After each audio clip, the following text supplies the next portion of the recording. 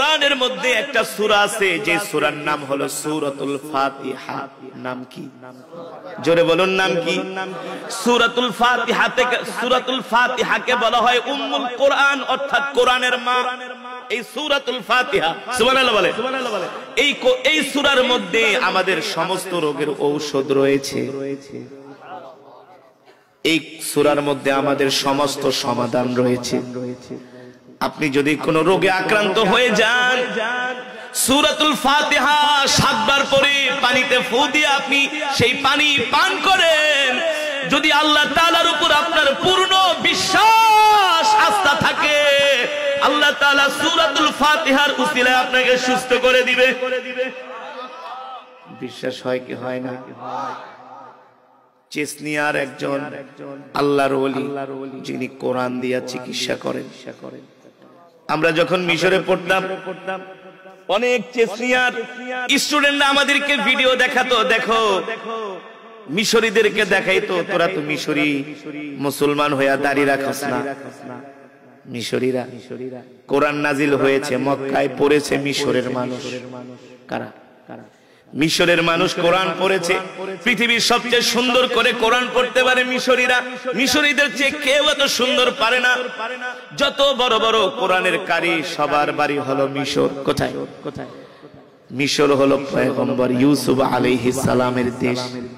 ওই দেশের মানুষগুলো দেখতে সুন্দর, কোরআনও পড়ে সুন্দর, কিন্তু আমল নাই। আমল নাই। এক একজন বড় বড় মুফতি, মুহাদ্দিস, বড় বড় মসজিদের খতিব, শুক্রবার ওদেরকে দেখলে মনে হবে George W Bush, Donald Trump আসছে। ওদের চেহারা দেখলে মনে হবে।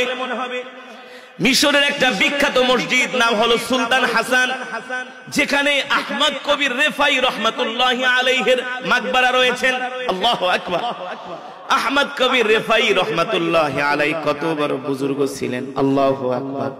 তার মাকবারার পাশে মসজিদ সুলতান হাসান। আপনাদেরকে যেটা বোঝানোর উদ্দেশ্য, সেই মসজিদে একদিন জুমার নামাজের আগে আমার তেলাওয়াতের শিডিউল ছিল। জুমার পূর্বে সেই মসজিদে তেলাওয়াত করলাম। হঠাৎ করে দেখি আমার সামনে আমার মতো এমন একটি সাদা জুব্বা পরা, ক্লিন শেভ করা একটা লোক এসে আমার পাশে বসলেন। আমি ভাবছি হয়তোবা এই আশেপাশের অনেক বড় কোন সরকারি অফিসার। এমন ভাবে, একে তো ফর্সা মানুষ, আবার যদি করে শেভ, মুখে যদি দাড়ি একটাও না থাকে, নিশ্চিত তাকে ডোনাল্ড ট্রাম্পের মতো দেখা যায়, বুশের মতো দেখা যায়, জো বাইডেনের মতো দেখা যায়। ঠিক কিনা বলে? তিনি আমার পাশে এসে বসলেন। আমার তেলাওয়াত শুনে বলতেছে, ইনতা বাঙালি কারি, তেলাওয়াতুকা জাইয়িদ জিদ্দান, কোয়েস, মাশাআল্লাহ। প্রশংসা করতেছে, আমার বুক ধরে চাপড়ায় চাপড়ায় আদর করতেছে। আমি ভেবেছি সরকারি কোন অফিসার, কিন্তু দেখি আমার তেলাওয়াতের পরে একটা আজান হলো। আজানের পরে তিনি মেম্বারে উঠে গেলেন খুতবা দেওয়ার জন্য। আমি মনে মনে ভাবি, এই খতিব যদি আমাদের বাংলাদেশে হইতো, ঘাড় ধরে বের করে দিত। ঠিক কিনা বলেন? তো আপনাদেরকে বোঝানোর উদ্দেশ্য, কোরআন নাজিল হয়েছে মক্কায়, পড়েছে মিশরের মানুষ, কিন্তু তেমন আমল নাই। আপনাদের কাছে প্রশ্ন করি, শোনেন, আপনাদের এলাকার কত পার্সেন্ট মানুষ সকালবেলা কোরআন পড়ে? বলেন কত পার্সেন্ট? আপনাদের এলাকায় এমন কোন ঘর নাই যেই ঘরে এসএসসি পাস ছেলে মেয়ে নাই? কথা বলেন, কথা বলে, আছে কি আছে না? এমন কোন ঘর নাই যেই ঘরের মধ্যে 6, 7, 8, 9, 10 SSC, IA pass, BA pass, MA pass, এমন কোন ছেলে নাই যেই ঘরে নাই। ঠিক কিনা বলেন? কিন্তু 100-র মধ্যে 2টা ঘরেও সহি কোরআন পড়তে পারে এমন যুবক পাবেন না, এমন কন্যা সন্তান পাবেন না। ঠিক কিনা বলে? এই কারণেই তো আমাদের কপাল পড়ছে। আমি চাঁদপুর মতলবে গেছি এক মাহফিলে। মাহফিল কমিটি বলে, হুজুর আপনাকে 3 বছর ঘুরে আপনার একটা ডেট নিয়েছি, আপনাকে পেয়েছি, আমাদের এলাকায় আসছেন। হুজুর আজকে আমাদেরকে লম্বা চূড়া তেলাওয়াত শোনাইবেন। আরেকজন আয়েশা বলে হুজুর লম্বা চূড়া বয়ান শোনাইবেন। আরেকজনে আয়েশা বলে হুজুর এমন কোরআন তেলাওয়াতের টান দিবেন যাতে মানুষ কাঁথার তলে থেকে উঠে। আয়েশা বলে এমন কেরাত পড়বেন হুজুর যাতে মাইকের ইউনিট কাটা যায়। আমি বলি মাশাআল্লাহ। হুজুর লম্বা চূড়া ওয়াজ করবেন। আমি বলি মাহফিল তো বড়ই। হুজুর 46তম মাহফিল। কততম মাহফিল? মানুষ হইব প্রায় 20,000-এর উপরে।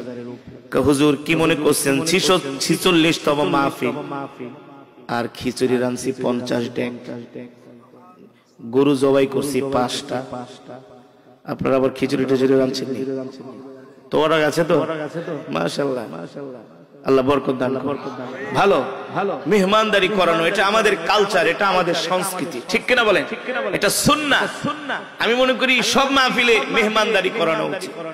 মুসলমান আসবে, কোরআন শুনবে, বয়ান শুনবে, খাবে, ঠিক কিনা বলেন? এটা আমাদের সংস্কৃতির অংশ, এটা আনন্দ। তুমি কি গাঁজা খায়া সার্কাসে যায় জুয়া খেলে আনন্দ করবা? না, ইসলামে আনন্দ আছে, বিনোদন আছে। আছে কি আছে না? পৃথিবী থেকে বড় বড় কারি সাহেবানরা আসবে, এখানে জুসের বোতল থাকবে, পানির বোতল থাকবে, ভালো ভালো ফল থাকবে, নাকি খাবে, তেলাওয়াত শুনবে, হ্যাঁ জিকির হবে, কোরআন তেলাওয়াত হবে, তাহাজ্জুদের নামাজ হবে। আল্লাহু আকবার। এই সংস্কৃতি তো আমরা ছেড়ে দিয়েছি। এখন আমরা মেহমানদারি করতে চাই না। এখন মুসলমান বখিল হয়ে গেছে, বখিল। এই কারণে বরকত উঠে গেছে।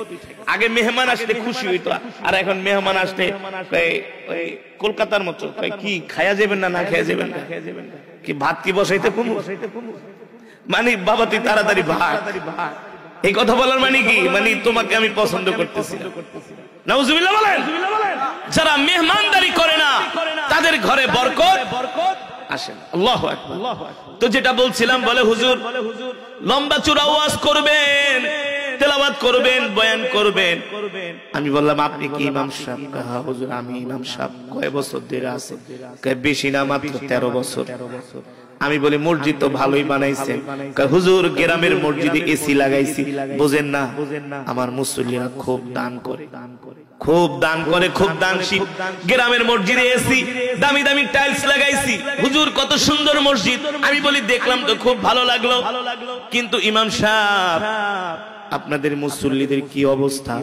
হুজুর আপনি যদি সারা রাত ওয়াজ করেন একটা লোকও উঠবো না। আমি কই এটা তো খিচুড়ি খাওয়ার জন্য। না না, খুব ওয়াজ শুনে, খুব ওয়াজ শুনে। আমি কই মাশাআল্লাহ। আমি প্রশ্ন করলাম হুজুর ইমাম সাহেব তাহলে বলে আপনার মুসল্লিরা যদি এত ধার্মিক হয়, এত ওয়াজ শুনে, আপনার মসজিদে জুমার নামাজে কেমন মুসল্লি হয়? কোন নামাজি? কোন নামাজ? ইমাম সাহেবকে হুজুর একটা কথা কইলেন। জুমার নামাজি মাঠেও জায়গা দেওয়া যায় না, ওযুখানায় এসে দাঁড়ায় যায়, এত নামাজ পড়ে আমার মুসল্লিরা। আমি বলি মাশাআল্লাহ, জুমার নামাজে এত মুসল্লি হয়, তাহলে ফজরের নামাজের কি অবস্থা? কোন নামাজ? কোন নামাজ? হ্যাঁ, এই আশেপাশের মসজিদে ইমাম সাহেব এখানে আছে অনেক কিছু। আপনাকে রিপোর্ট যদি নেই, সব হইল গরু খাওয়া মুসলমান হয়ে গেছি। আমাদের এখন সবচেয়ে বড় পরিচয় আমরা গরু খাইতে পারি, এটাই আমাদের বড় পরিচয়। আমাদের বাপ মুসলমান, দাদা মুসলমান, 14 গোষ্ঠী মুসলমান, এটাই আমাদের পরিচয়। কিন্তু আমাদের মুসলমানের মুসলমানিত্ব না, ঠিক কিনা বলে? এই মাইকম্যান সাউন্ড কমায়ও না, বাড়াও না। তেলাওয়াত 2 টান দিলাম, সাউন্ড তো ভালোই ছিল মাশাআল্লাহ, আবার কমে গেছে। মনিটর বাড়ান, সাউন্ডে মজা পাচ্ছে না। প্রথমে একটু ভালো ছিল, মাশাআল্লাহ।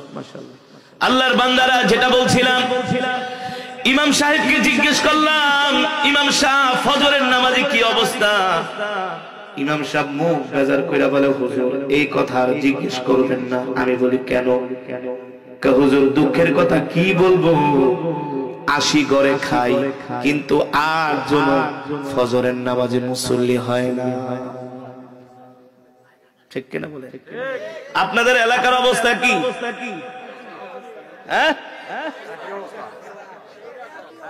এই যে আমার চাচাজি কইতেছে ফজর উঠতে 2 জন 3 জন, ঠিক কিনা বলে? আর সব মুসলমান বিড়ি আর গাঁজা খায়া ঘুমায়। কথা বলে না কেন? রাত্রবেলা ঘুমায়ও বিড়ি খায়া, ঘুম থেকে উঠা বাথরুমে যাও বিড়ি টানে, ঠিক কিনা বলেন? ফজরের নামাজ পড়ে না, কিন্তু দোকানে যায় ঠিকই বাংলা সিনেমা 3 ঘন্টা লাগায় দেখে।